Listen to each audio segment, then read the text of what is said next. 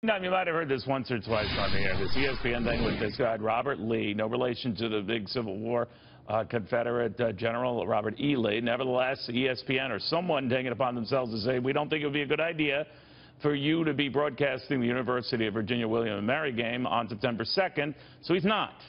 But does that look a little weird because it happens at the same time where we're running like crazy to take down anything having to do with Confederate statues, anyone having to do with owning slaves, talking to slaves, befriending slaves, you name it. Is it all out of control? Former Ohio State Democratic Senator Capri Cafaro and former Bush 43 political appointee Michael Barnes. Michael, begin with you.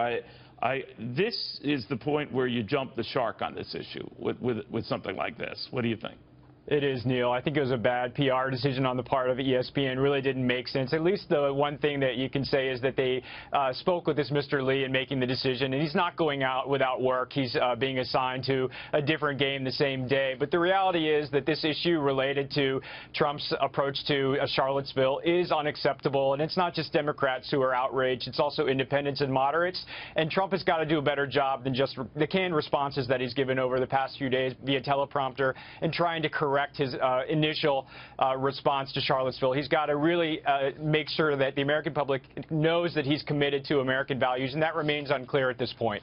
All right. Well, I don't know if it's unclear, but one of the things I want to just ask you about, Capri, is this idea of whether your party, the Democratic Party, is overdoing it here, risking overdoing, because there are a lot of average Americans of all political persuasions who here talk about blowing up Mount Rushmore or demolishing Stone Mountain in Georgia, where there are 3 prominent Confederates featured in a large etching. That going after George Washington, defunding, I think Al Sharpton said, the Jefferson Memorial. I mean, honestly, where are we going?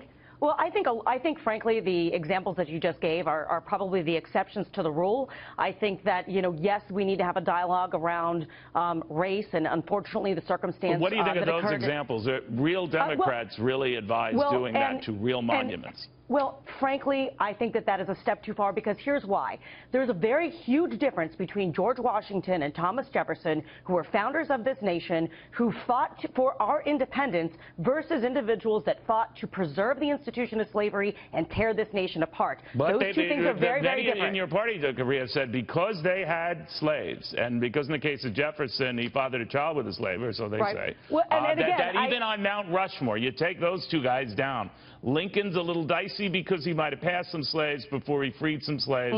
And then Teddy Roosevelt, I don't know what's going on there. Obviously, I don't know what's going on with TR either. But, I mean, obviously, slavery is reprehensible. Everybody agrees with that. But, again, as I said, there's a significant difference between somebody like Washington or Jefferson, who founded this nation, founded our principles. And, frankly, global history in the West is very complicated. And we need to have conversations as well about Native Americans. When I refer to the jump the shark thing, and Michael, I touched on it with you, this idea that you can have a genuine conversation. I know the concerned Republicans, they're always blamed for being racist and all that stuff, so they're so leery. They don't know how to, and I certainly am not saying that. I know you're not, but Michael, how do Republicans react to this and say, all right, this is overkill. We're not racist saying this. We're just average Americans saying this is overkill. What do you do? I think that last week in the Wall Street Journal, Peggy Noonan hit the nail on the head when she explained that this is a time to erect more monuments to the people who take positions that are consistent with current American values, and to show that there is an important place for the lessons that we learned from our terrible past in terms of slavery and other wrongs, but we don't have to necessarily eliminate or destroy those monuments, put them in a museum, or add monuments to the people who have stood up for American values, especially individual freedom.